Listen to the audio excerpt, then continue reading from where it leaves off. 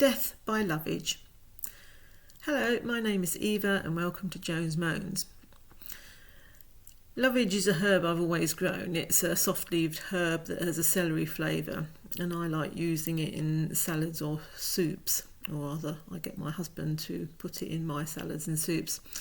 And it can be used wherever you would use parsley. I did have a friend from Czechoslovakia who said her family often use lovage in omelettes.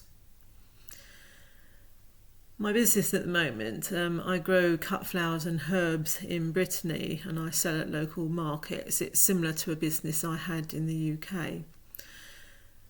France is more bureaucratic than UK, but having said that, when you're actually filling in French forms, you can sort of see the sense in most of the questions. You just have to get used to it.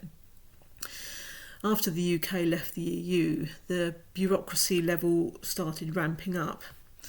Bear in mind, this was in parallel to the pandemic. Keeping an eye on what you're supposed to do within the law started to be a full-time job in itself, but my husband does all my admin for me. Otherwise, I would probably have flung my computer out the window long ago. Sometime in 2020, he asked if I knew about the dangers of lovage. My husband said we had received an advisory note on the plant. We were supposed to let customers know of the dangers associated with lovage. This is where I have to introduce the problem that most horticulturalists have with officials regulating plants, particularly herbs. Herbs can be used for medicinal purposes and they can also be used in cosmetics. I only eat herbs in my dinner, or my husband sometimes puts them in our cocktails. I can't imagine why anyone would want to smear bits of plants over their faces or drown leaves in hot water and pretend that they like insipid drinks, but each to his own.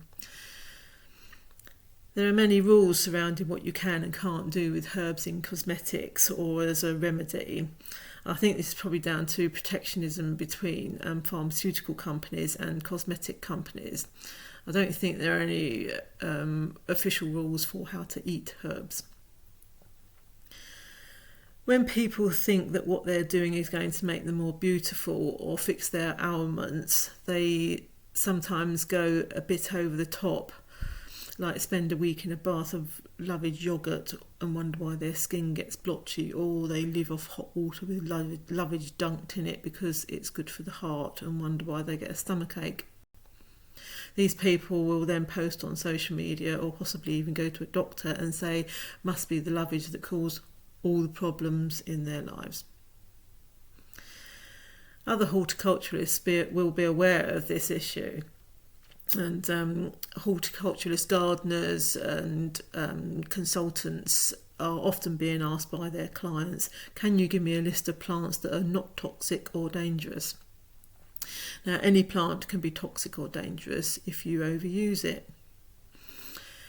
Anyway, after getting this message from the French authorities about the dangers of lovage, my husband produced a leaflet that I could hand over to my customers if they asked for a lovage plant.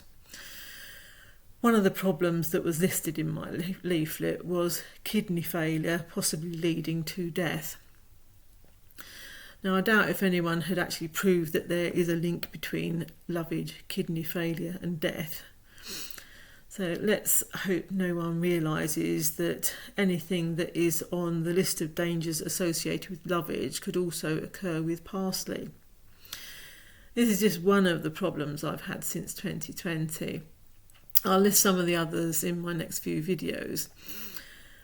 I have a theory that many politicians and their officials are becoming overly officious with policies and regulations since Brexit and since the pandemic. Anything under the Common Agricultural Policy, plant passports and phytosanitary certificates have had problems. It's unlikely that politicians and officials have any idea about what to do with lovage.